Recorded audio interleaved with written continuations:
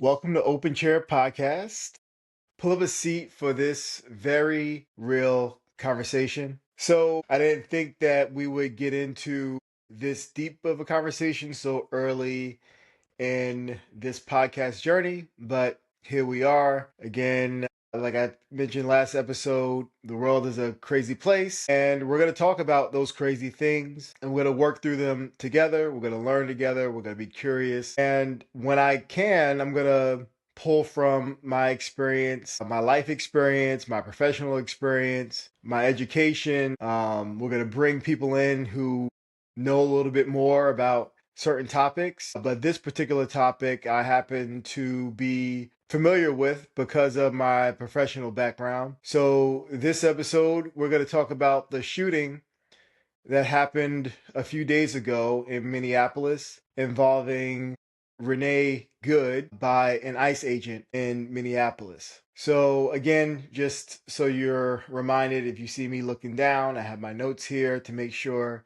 that I stay on track. But we're going to talk about law enforcement, use of force, and deadly force, particularly involving a vehicle, a moving vehicle, like we saw in that video in Minneapolis, that very disturbing video. I'm sure for many people it was for me. So we're going to use that as a foundation for this conversation. A conversation that gets derailed because of, I guess, just preconceived ideas or notions that we're bringing to the conversation. I really want this to be clarifying, and I know that emotions are high, and I totally understand that, and people have a right to be upset and have a reaction to this. But I want this conversation to be less about opinions, not so much about policy debates, because a person lost their life, and that matters. That's important. And if we want real change, we have to be educated. We have to know what the rules are so that we can advocate for changing the rules if we want the rules to change. So let's just get into it. I do want to show the videos that's been released up until this point. So it's disturbing. So if you don't want to watch it, just fast forward past seeing the videos. I think the conversation will still be worth having, even if you don't watch the videos, because we're going to talk about use of force. We're going to talk about qualified immunity and some other things. So I think it will be beneficial for you to still watch the entire video, the entire podcast, and listen to the entire podcast without necessarily watching the video if you've already seen it or if you find it to be disturbing. So again, I just want you to better understand how these decisions are made, what rules law enforcement are operating under, and where real change can actually come from. So let's get into the video.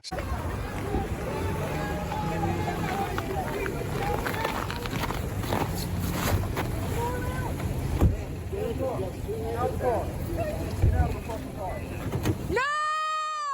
No! Shame! Shame! Oh my fucking god! What the fuck? What the fuck? You just fucking, what the fuck did you do?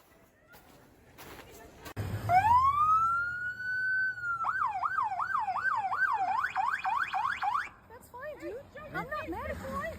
Show your face. I'm not mad at you. That's okay. We don't change our plates every morning, just so you know. It'll be the same plate when you come talk to us later. That's fine. U.S. citizen, former. You want to come at us? You want to come at us? I say go get yourself some lunch, big boy. Go ahead. Out of the car. Get out of the car. Get out of the car. Whoa! So videos like that, they're disturbing, and they should be. Over, I would say, the last 15 years or so, people have been able to have an inside look into what law enforcement actually looks like and what we as paying citizens are paying for when we pay our taxes and pay police salaries, what we're actually asking them to do on our behalf. So people get to have an inside look into that in ways that they haven't had before, with body cameras, with dash cameras, and I think the first time that we've actually seen some of this or an incident involving police use of force was back in the early 90s when Rodney King incident happened. And it was just somebody with a video camera who recorded the incident, and it shocked the nation. So now we have really all the time incidents recorded by regular people, and it's giving citizens, everyday citizens, an inside look into what police officers are doing, right, wrong, or indifferent on their behalf when they're out there on the street responding to calls for service.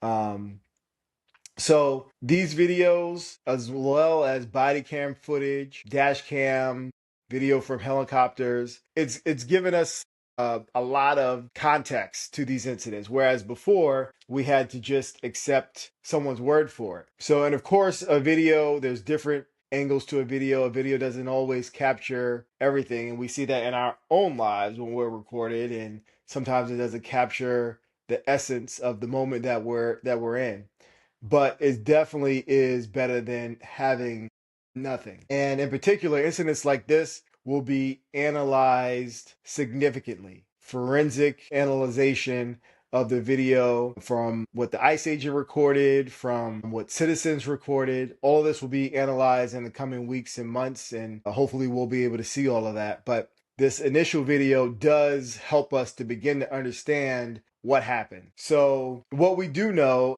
is federal agents, ICE agents, were conducting a targeted enforcement operation in Minneapolis. That's what we know. From what we have learned also, Renee Good was out essentially warning people of the presence of ICE in the area. And she had been doing that for a few days. She, as you saw in the video, she had an interaction with ICE in the roadway that led to her being shot and killed by that ICE agent. The investigation is being handled by the Minnesota Bureau of Criminal Apprehension and the FBI. And I can say I watched a video clip of the Minneapolis police chief who said that the FBI or the federal government has not been cooperative with his agency or with the Minnesota Bureau of Criminal Apprehension in this investigation. So we'll have to see what ends up coming out of that. But I would say that that's not typical. Typical state and federal law enforcement will work together in an incident like this to ensure that the truth is revealed, that there's impartiality there, because over the last few years where these incidents where police departments end up investigating themselves, people have lost trust in that. So a lot of states have either opted to bring in the federal government to investigate police shootings, or they opted to bring in a higher state agency to investigate police shootings, just to ensure that everything is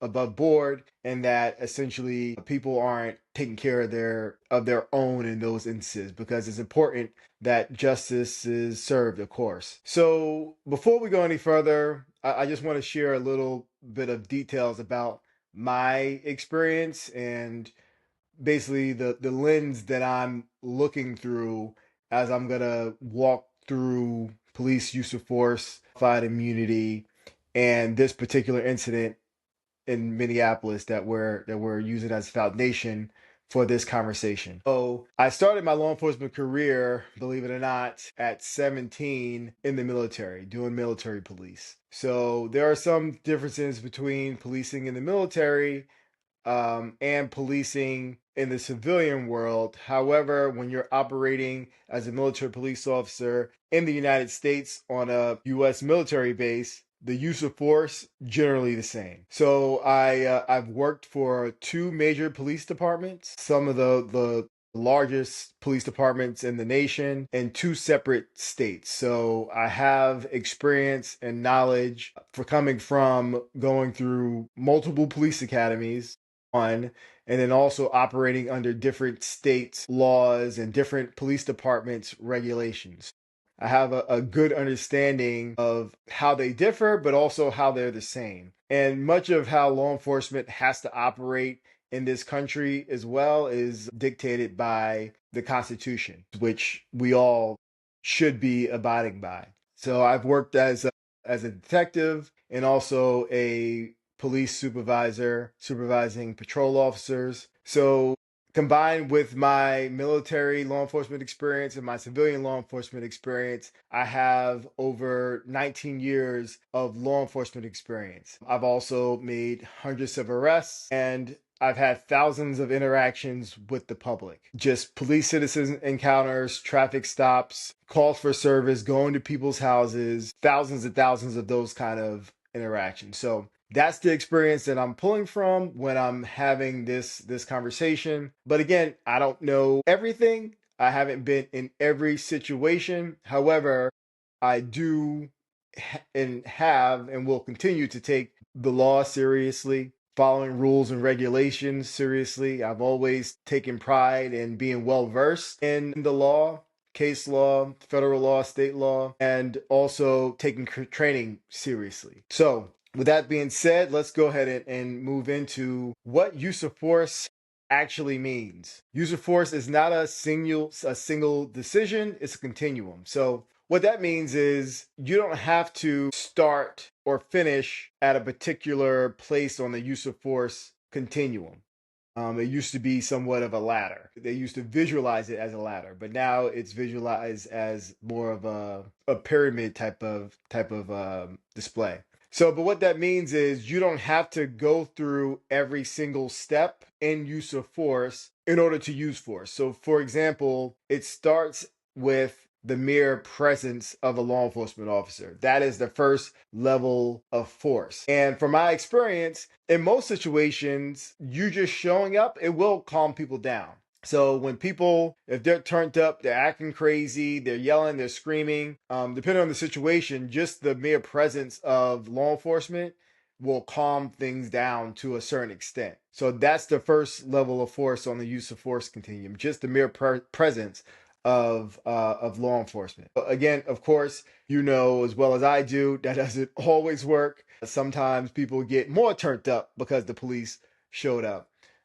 But in some situations, it does actually calm things down just a bit. So next, and again, this doesn't have to happen one after another, and I can explain or give an example of when it might escalate. You might skip rungs and go, from officer presence to deadly force, for example. But let's get through each part of this, though, as far as use of force is concerned. So we have officer presence, then we have verbal commands. So you telling someone to do something, a law enforcement officer telling someone to do something lawful. So if somebody is doing, let's say you pull up on a call and people are fighting, they're physically in a fight. The law enforcement officer says to stop, so that's a verbal command. Stop, put your hands up, put your hands here, get over there, whatever the case may be. Verbal commands is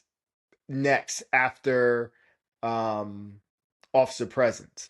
And then we go to physical control. What that means is officer may put their hand on someone's back to get them to move to one side or another, or they may pull someone off of someone else if they're physically in an altercation. Basically, the officer is using their body, their hands to have a person do a certain thing. So that's physical control. And that can be different. That can look different depending on the situation. But essentially, an officer is using their hands. We'll leave it at that. So less lethal force. Less lethal means that it's not likely to cause death or serious injury. So less lethal can be a taser, it can be pepper spray, it can be a baton, something along those lines where you're beyond just physical using your hands and whatnot. You've taken a step above and now you're using one of those tools that you carry on your belt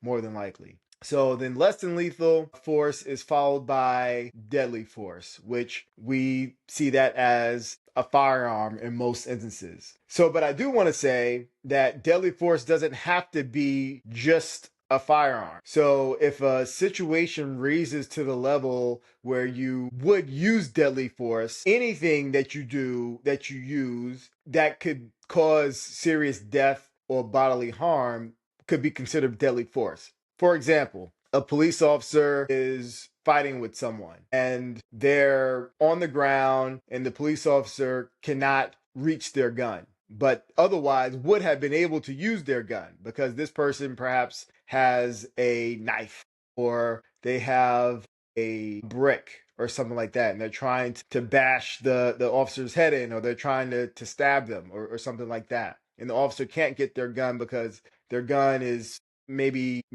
just pinned to the ground or something like that because of how they're positioned on the ground. An officer can then use another tool that may be considered deadly force. So if they had a knife, for example, they could use a knife to defend themselves. If they could get their hands on a brick and hit the person over the head, that would be considered deadly force. We've seen it where if an officer is pulling up on a scene and there's someone with a gun and they witness them shooting at people or shooting someone, an officer can use their vehicle as deadly force and run the person over or hit the person. So deadly force doesn't always have to be a firearm. It can be anything that is likely to cause serious death or bodily harm. So just to put that in perspective. So, but to be legally justified to use deadly force, an imminent threat of death or serious bodily injury to the officer or someone else has to be present. Okay? So that has to exist. Death or serious bodily injury to the officer or someone else has to be present. And use of force also, it cannot be used as punishment. It's only used to stop a perceived threat. And then once that threat stops, the use of force has to also stop. So just so we're clear on that. And as always, if you all have any questions, if you need any kind of clarification on any of that, just feel free to drop the question in the comments or send me an email. I'll share the email at the end of this episode. Okay, so now moving to using deadly force, or specifically in this situation, firing or shooting a firearm at a moving vehicle. So moving changes a lot. All right, as far as use of force or firearms are concerned, as it relates to law enforcement using firearms at vehicles. So early on in my career, there was a situation that happened involving an officer who worked for the department that I was working for at the time. And essentially the story goes, this officer was in an incident where they were standing in front of a vehicle that they were trying to apprehend the person inside of the vehicle, and the person in the vehicle proceeded to drive towards the officer, and that officer jumped on the hood of the car and then fired several shots into the windshield, killing the driver. So by the time I got through the police academy and was on the streets, that officer who was involved in that incident was sent to prison. They were tried and convicted and sentenced to I want to say it was life in prison. So at the beginning of my career, I knew or learned in the police academy that was something that was not okay.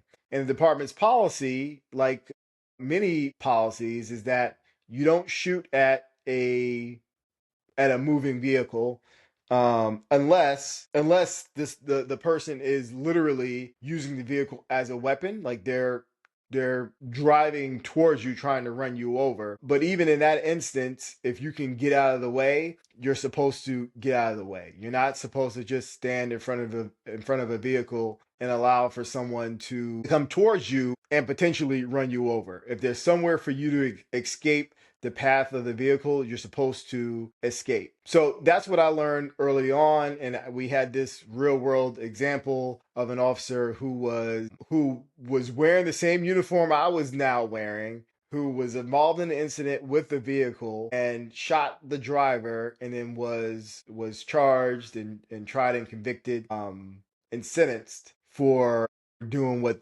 they did by shooting and killing the driver. So I just share that just to say, I knew early in my career that was something that we weren't supposed to to do. And here's the reason why. Bullets rarely stop vehicles, especially the kind of bullets that the police carry in a pistol. It's not going to penetrate an engine. It will puncture a tire. However, we've seen in police videos that cars still drive with their tires flat.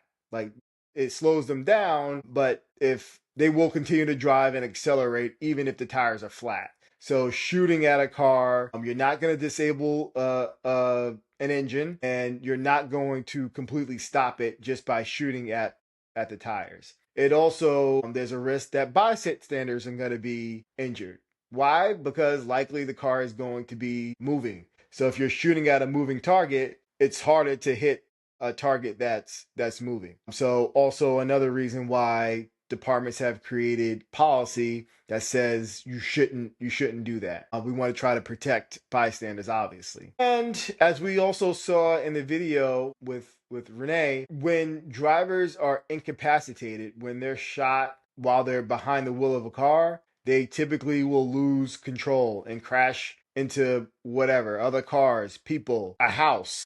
It could be anything. So disabling a driver while they're behind the wheel of a car that's in drive, that's operational, just not a good idea. So we've had plenty of examples of why that's not a good idea around the country. So departments have created policy around that says we're not going to allow our officers to shoot at moving vehicles. There has to be a threat besides the vehicle in order for you to shoot at or into a vehicle. For example, if the person in the car has a gun and they're threatening, or they've used the gun against you, or they pulled the gun on you, that is an instance where a police officer would be able to use deadly force on a person inside of a car, or any other kind of weapon, if they pulled a knife or something like that. But the vehicle itself, absent literally of a person focusing the vehicle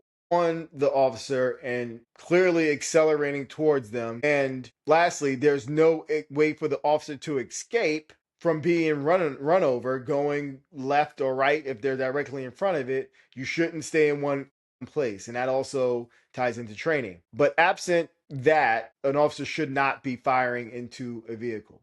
And that's what federal use of force policy that ICE has to abide by also says. And that's typically the standard around the country as well. Discouraged by modern police standards to shoot at a moving vehicle. So I think we all get that. And you can't use deadly force just for a car trying to take off on you.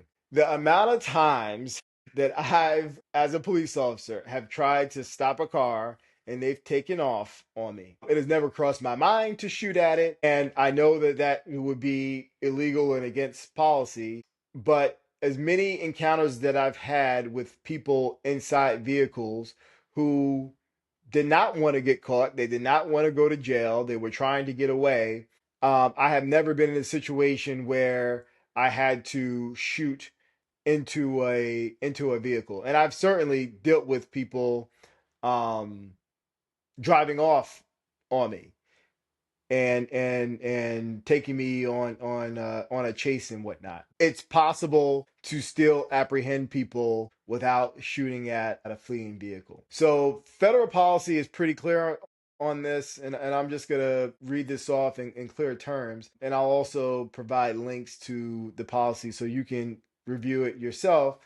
But firearms may not be used solely to disable a moving vehicle. Deadly force may be used only to stop an imminent threat. Officers are expected to move out of the vehicle's path when feasible. So ICE follows Department of Homeland Security use of force standards, which basically spell out exactly what I just read. It's important to know that policy guides decisions, but individuals still have to make those decisions. So having the right policy is important, but having the person properly trained and knowledgeable and aware and knowing how to apply those policies in real life, that's really what ultimately matters, right? Okay. So, another hot topic that has been in the news probably again for the last decade or so as it relates to law enforcement is qualified immunity. A lot of people assume that qualified immunity means that no matter what you do, you'll get away with it scot-free, that you will not be held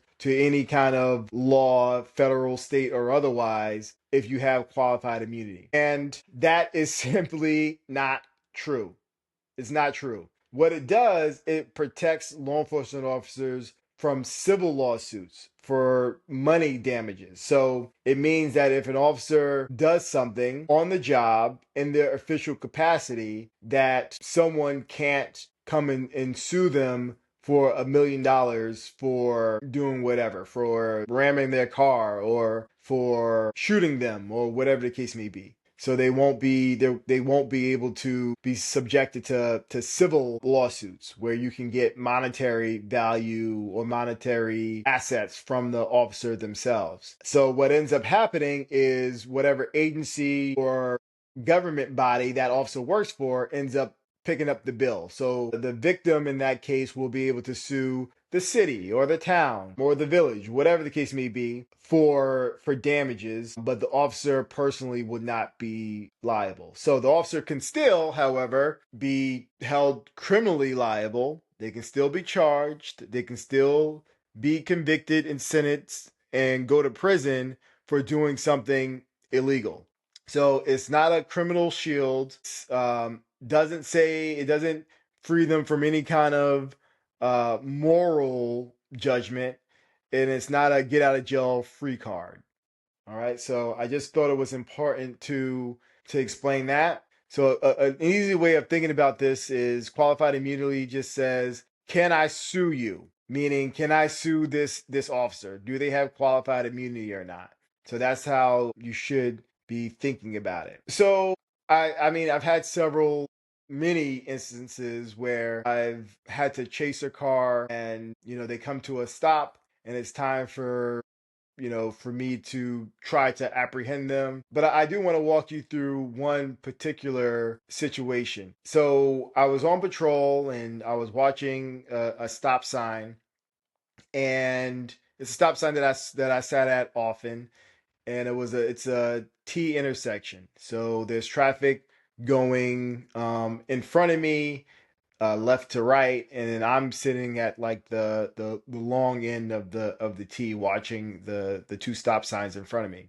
So as I'm watching the stop sign, a blue car stops at the stop sign, so no problem there. And then they pull a little bit forward and they stop in front of a house, and all of a sudden they start shooting into this house. So clearly this person was not looking around. I'm sitting in a marked police car, not really well hidden at all. If you were to look around, you could definitely see I was sitting there. But this person still chose to fire into this house. So of course, I get on the radio, I tell the dispatcher what I just witnessed, and I start following behind the car. So other cars meaning other police officers, start to come to my area. So at this point, I don't activate my emergency lights because I want backup at least close by, in the event that something happens. And usually it's better to have more help than to have no help at all. It reduces the likelihood for injury to the officer, but also to the public. So I'm following behind this car, and the sergeant comes over the radio, and as I begin to communicate that the person notices me and they're beginning to pick up speed, the sergeant says over the radio that the chase is authorized. So if he takes off, that we're authorized to chase him. So we go for, I don't know, a few more moments, and another officer comes from the opposite direction. So I'm behind him and another patrol car comes in front of him. And I activate my lights because now we have at least one other officer there, and the car comes to a stop and I approach from the back. The officer who was in front of the vehicle goes to the side of the vehicle. And that's from good training. We know we don't stand in front of a car that can potentially drive off. But that officer did place their vehicle in that vehicle's path. And that was enough. It turned out to be enough to keep them from driving away. But we were able to get that person into custody and also recover the firearm. So that's just one example of an incident involving someone who actually was armed, who had a gun and used it, um, and we were still able to take them into custody without incident and without having to fire into the car or get in front of the car. There were just other ways of handling it. And there are other instances where car chases come to an end and people are still trying to drive away. It's just typically that there's I can't think of any reason why an officer would need to stand in front of a car. Again, different story if they were standing off to the side and then the person turns their wheel to try to run the officer off or to run the officer over. Completely different story. But that's not what we're dealing with here. So hopefully that provides some context as to how those situations can unravel in the real world. So the point of this is I want to explaining how decisions are made can increase accountability. It doesn't erase it. So this is something that I've had conversation with people over the years about if they want to see change in how police, law enforcement do business, that the responsibility is one ours as citizens, but also it's the responsibility of the people that we've elected to create legislation and rules and regulations and things like that. Because the police enforce the law; they don't create it. The police, they're instruments to enforce the law. And one of the things that I like to bring to people's attention, and this was a hot topic, for example, during COVID, when in New York City, the NYPD was charged to go out and enforce COVID laws and rules that the city council had created laws surrounding. And people were very upset at the police for going out and enforcing those laws that were created by the city council members. But no one seemed to point the finger at the people who created the law in the first place. The police wouldn't have anything to go out and enforce if the politician hadn't created the law in the first place. Hopefully that makes sense. So the politicians, the legislators, they create the laws that the police enforce. If the law isn't there, there's nothing for the police to enforce. So I also say when people talk about the police harassing them about tinted windows or having a light out or whatever the case may be, if you don't like that the police have the authority to enforce those kind of laws, you need to go and talk to your politician about that, because somewhere along the line, a politician, a legislator, the people who create laws made that illegal and added that to this big book of laws that the police can now enforce. So I just wanted to throw that out there. It gives some people something to think about, that when you're upset that the police are doing certain things, whether it's the kind of laws that they're enforcing or the policies that they're abiding by, they don't create this for themselves. Like, this comes from somewhere. So, and it comes from politicians, it comes from executives who are appointed by politicians. So there's ways to change these things so that we don't have to focus on the outcome, the result of what's happening. We can focus on the cause of it, and instead of just focusing on the symptoms, if that makes sense, we can focus on what actually caused this thing to happen in general, get rid of that, and then the symptoms won't be there. If things still continue to happen, even though the rule has changed or the law has changed, but now you have something to hold people accountable. So just simply put, law enforcement follows the rules created by elected officials. It's also important that we engage our chiefs of police, our commissioners, our sheriffs, our federal executives. And I know people are busy. Not everybody has time to show up to meetings or to write letters or to do things like that. But it's also important why we should vote for people who will do those things on our behalf. But it's important because usually the loudest community, you'll get attention and you'll get change and you'll get, frankly, treated better when you're bringing your problems to the attention of the people who have the authority to change things. But if they're not aware of it, or if you're not, frankly, enough of an annoyance for them to pay attention to, in a good way, by having your voice heard, like we're all dealing with people. We're all human beings.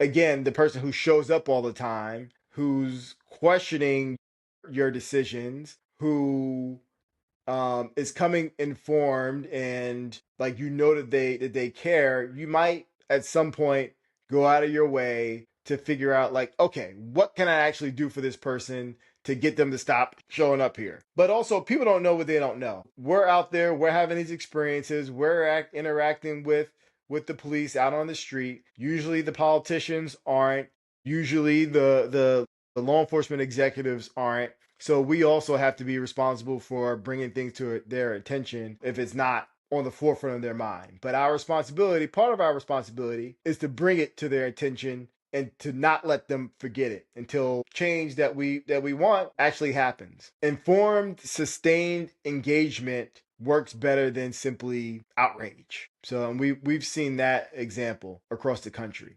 But sometimes outrage also gets attention, but it has to be coupled with informed, sustained engagement as well. And by outrage, I don't mean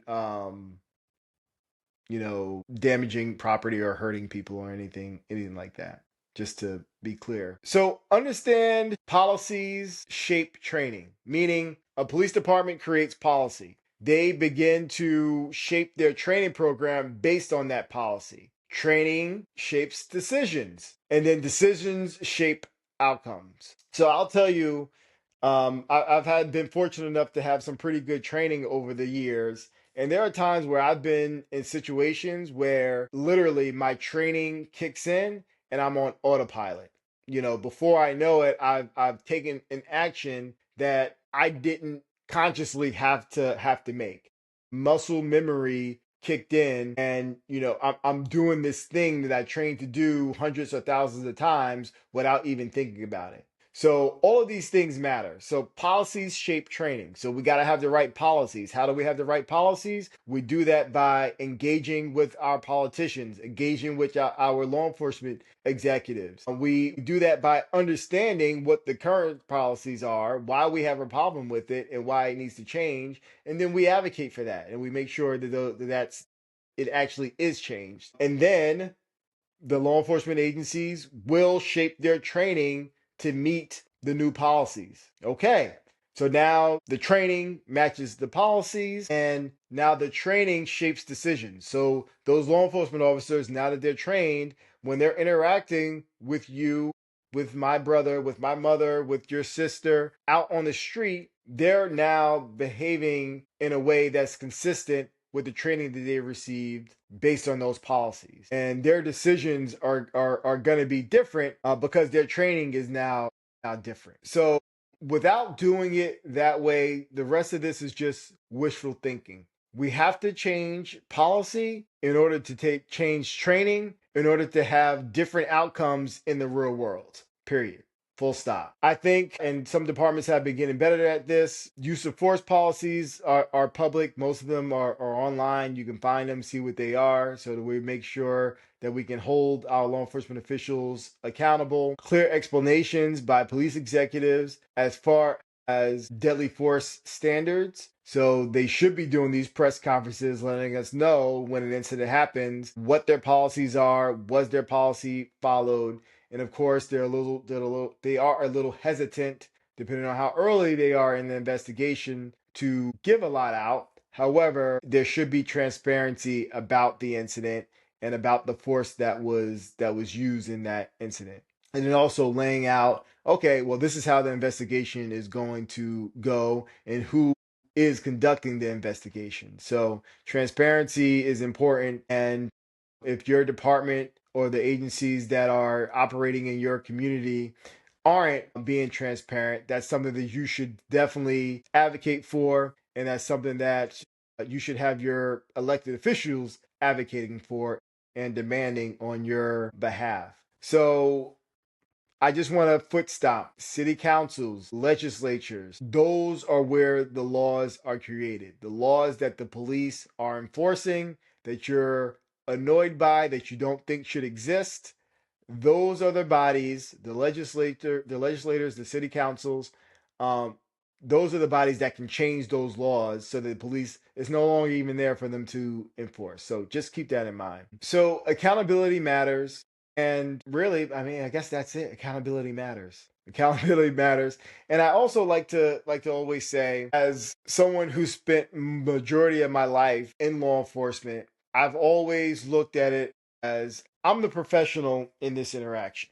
There's only one professional. The taxpayer is paying my salary. They're paying me to do a job, and I'm going to do that job to the best of my ability, up to and including risking my life for a citizen, because that's my job, and that's what I knew that I was signing up for. But I do think that it's important that law enforcement remain professional when they're interacting with the public. Like, yes, we do have a responsibility as citizens that when we're instructed to do something lawful, we should do it. And we shouldn't try to fight the police out on the street. This is the advice that I would give and I have given to my own friends and family members. The way to win a theoretical fight with a law enforcement officer is either at the precinct by making a complaint, making a formal complaint, or in court. But to physically try to fight the police is just not a good idea. Okay, so I definitely don't advise doing that. But we do have the power to create the world that we want because people before us have created it.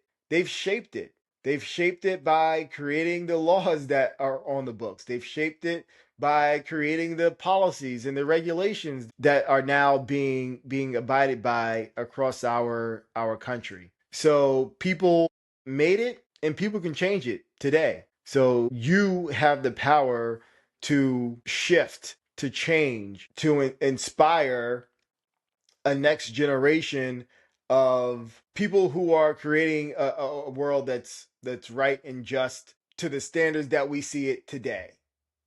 All right. So I want you to take from this that, well, one, I hope that you were informed and that you learned something from this conversation, but also to be inspired to take action, to direct your energy, your efforts in the right places so that we can finally have change that makes sense. And one thing that just comes to mind also, I know a lot of people, they'll say, well, even if the laws are bad or if the laws are stupid, individual cops should make the decision to not follow those laws or not to enforce them. Every law enforcement officer is different. They have a different way of policing. Same situation with a different cop in the scenario could be handled completely different. So the way that we make sure that we have consistency across the board is by changing the rules and the regulations. You can't rely on an individual person to just make those decisions on their own, because depending on the person, depending on their background, depending on their training is vastly different across the nation. They can make different decisions when presented with the same scenario. But if we ensure that the policies are correct, that the training is coincides with the and we hold them accountable to use that training appropriately out on the street. And if they don't, then there'll be consequences that comes with that, legal consequences or departmental consequences. So, but that's where the real change has to happen.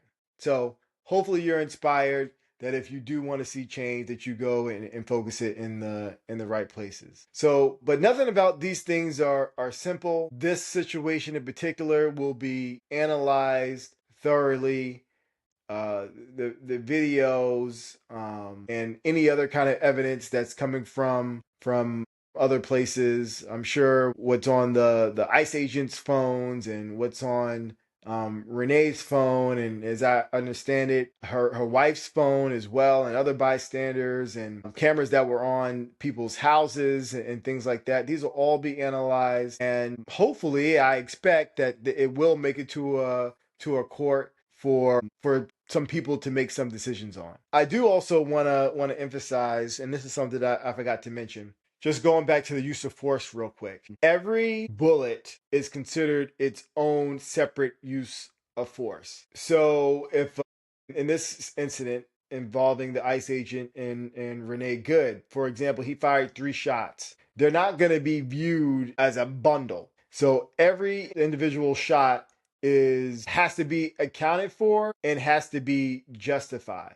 So if you fired one time, it may be possible that a court says, okay, first shot, that was good. And I'm speaking generally, not particularly about this situation, but theoretically, a court may say, yep, first shot justified. A court could also say, however, the second and third shot not justified. And by the way, that third shot was the shot that actually caused death. So you'll be found guilty of second degree murder and sentenced to life in prison. That could be how a scenario plays out. Each use of force, every bullet used, if you're using a taser or if you're using your hands, all of that is viewed individually. An officer has to show restraint, and that's where training comes in. That's why training is so important, and knowledge of the law is very important, and how to exercise that in the real world is very important.